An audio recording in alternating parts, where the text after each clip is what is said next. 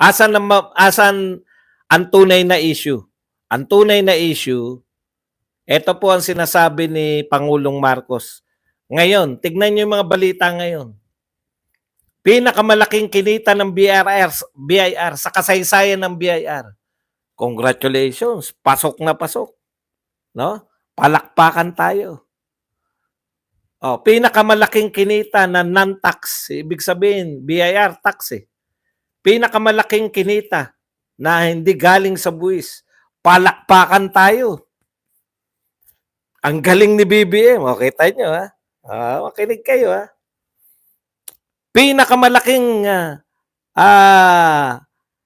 Pinakamalaking kinita sa BIR, sa tax, pinakamalaki rin kinita sa hindi tax.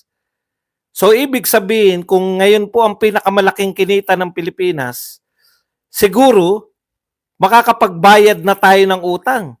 Kasi ang laki ng kinikita natin eh. Di ba? Report yan eh, report.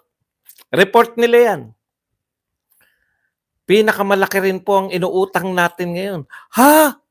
Paano nangyari yun? Sa report, pinakamalaki kinita. Tapos pinakamalaki rin ang inuutang. Baka pinakamaraming proyekto naman ngayon. O, di ba? Kaya siguro maraming utang, baka maraming proyekto. O kaya, may pandemya ngayon. Di ba? Kasi ang laki ng kinita eh. Ang laki ng kinita sa tax, pinakamalaki sa kasaysayan ng Pilipinas. Ang laki ng kinita sa non-tax, pinakamalaki sa kasaysayan ng Pilipinas. No? Eh teka muna, bakit pinakamalaki pera niyang inuutang ni BBM? Baka pinakamaraming proyekto ngayon. O, maraming tagapagtanggol dito eh. Sige nga, pagtanggol nyo nga. Nalilito kami. Sabi nyo nga, tanga kami. Oh. Sabi ng ano rito, DDS tanga. Ay matatanga talaga kami. Paano namin i-reconcile? Pinagmamalaki nila, pinakamalaking kinita sa tax, pinakamalaking kinita sa non-tax, pagkatapos pinakamalaki inuutang. Baka pinakamalaki rin ang mga proyekto ngayon. Pucha. Oo nga, Badong, yun lang ang magiging konklusyon natin. O kaya, mayroong pinakamalaking pandemya. O, di ba? Kasi, kapos pa rin eh. Sa lahat nangyari, kapos pa rin eh. Pinagmalaki yung lumaki kinita, lumaki ang non-tax, lumaki ang tax. Pwera pa yung mga pinakamalaking binentang ginto. Ha? May pinakamalaki pang binentang? Oo, world record yun, hindi lang dito sa Pilipinas. Sa buong mundo, pinakamalaking binentang ginto. Antindi naman pala, Badong, ang daming pera. Bakit nangungutang pa rin? Yun nga tinanong ko eh. Baka maraming proyekto. Sagot, yung mga nagsabing mga tanga kami. O, sagot. Explain na. Magnanakaw na nga si Sara. Okay na yan. Sagutin nyo naman bakit kinita. Sa sobrang dami nga ninakaw ni Sara, walang isang kason pag nanakaw eh. Alam nyo ba na yung sa impeachment, wala siyang kasong pag nanakaw? Hindi nyo alam yun. Di ba? Kasi hindi naman sinasabi sa inyo yan. Sagot. Baka pinakamalaking proyekto kaya may mas matindi pa sa pandemya na pinagkagastosan. Baka tinurukan tayo ng kung ano no kasi sa pandemya 3 turok eh. 3 turok, may ayuda, 2 ayuda, halos lahat ng tao 'yun. Nalito kami kasi mga tanga kami mga pasensya na kayong mga BBM, tanga kami mga Duterte, pero pakipaliwanag nyo nga po. Ano po ba nangyari? Wala. Hindi kayang ipaliwanag.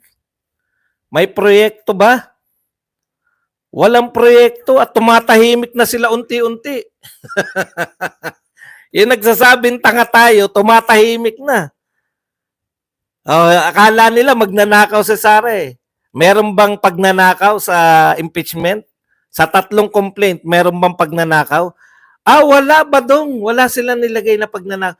Kasi pag nilagyan nila ng pagnanakaw, madidismiss yung kaso nila. Walang ninakaw eh.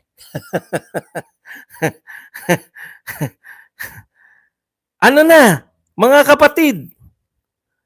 O kanina tanga kami, di ba? Ngayon wala kayong isa, kahit isa maisasagot. Bakit pinagmamalaki ninyo na pinakamalaking kita sa tax, pinakamalaking kinita sa non-tax, pinakamalaki rin ng inuutang, marami rin binentang ginto, world record sa buong mundo? Number 1 tayo, pinakamaraming binentang ginto. Number 1 ang Pilipinas. O ngayon, ang tanong ko, baka maraming proyekto. Kaya ang dami-daming perang pumasok. Kasi ang tanong natin, saan napupunta eh? Wala na. Ha? Ano yung sinasabi sa flip top? Body bag! Okay. Pag sinasampal kayo ng katotohanan, natatahimik kayo. Bigla kayong tumahimik lahat. Kanina, ang tapang-tapang nyo na magnanakaw si Sara. Nung sinabihan ko kayo na walang kaso ng pagnanakaw sa impeachment, tumahimik kayo bigla. Ganyan yan eh. Pag hinanapan mo sila ng proyekto, ay wala nga palang proyekto kami. Teka muna. Parang mga aso yan, nababahag ang buntot. No? Pag hinanapan mo na sila, yan po ang katotohanan. Ngayon po, pinagmamalaki na pinakamalaki kinita, tax and non-tax. Ngayon po, ngayon din pinakamalaki ang mga inuutang. Ang tanong ko nga, marami sigurong proyekto. Wala rin. Baka may pandemya. Wala rin. Putya, saan napupunta ang pera natin? Kaya nga kinakailangan nilang diversion. Ang diversion nila, batuhan mo ng batuhan yan ng mga Duterte, sasagot yung mga Duterte, okay na tayo. Nakalimutan na tayo. Hindi na nyo kami mauuto. No? Wala nang utuan sa mga Dutertista. Huwag na kayong pumayag, nasagot lang tayo na sagot. Pag sinabi nila may traffic sa Davao, ano ngayon? Nasaan ang pera? Nasaan ang proyekto nyo? Sila ang nasa gobyerno. Bakit tayo nagiging defensive? Kung may traffic sa Davao, ibig sabihin maunlad yung Davao. Katulad ng Maynila, matraffic. Metro Manila, matraffic, maunlad. Pag may traffic sa Quezon City, sasabihin nyo, pinakamaunlad ng Quezon City. O di ganun din ang Davao. Humahabol sa traffic, di ba unlad din ang Davao? Di ba?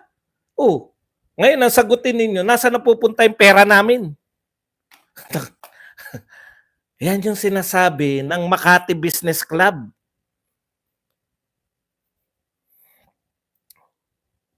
Yung pera ng mga Pilipino, nililibang tayo sa pagsagot sa mga Sara Duterte accusation. Yung pera ng mga Pilipino, tinitwist nila yung budget para sa patronage politics. Ang ibig sabihin ng Makati, hindi po ako to Hindi ako to. Mas matalino sa akin yung Makati Business Club. Bakit? Billionaires Club yun eh. Mga bilyonaryo yun. Ang sabi nila, yung budget ng Pilipinas, tinitwist ninyo, pinapaikot ninyo mga tao, dinadivert ninyo sa usapin ng mga Duterte. Pero ang tunay na ginagawa nyo, kaya naghihirap ang mga Pilipinas, ayan, pinamimigay, dinadagdagan yung DPWH. Bakit sa DPWH? Yung kay Drilon. Yan daw ang source yan daw ang pork barrel nasa DPWH. Kaya may akap, kita nyo naman. Ngiting-ngiti si Chis Escudero, binigyan lang sila ng akap. Wala nang akap eh. Di ba? Pero inuto sila. Inuto sila sa BICAM, binigyan ng akap yung mga senador. Ngiting-ngiti na sila. Para saan yung akap? Pangangampanya. Ano sabi ni Bato? Kahit may akap, hindi ako tatanggap.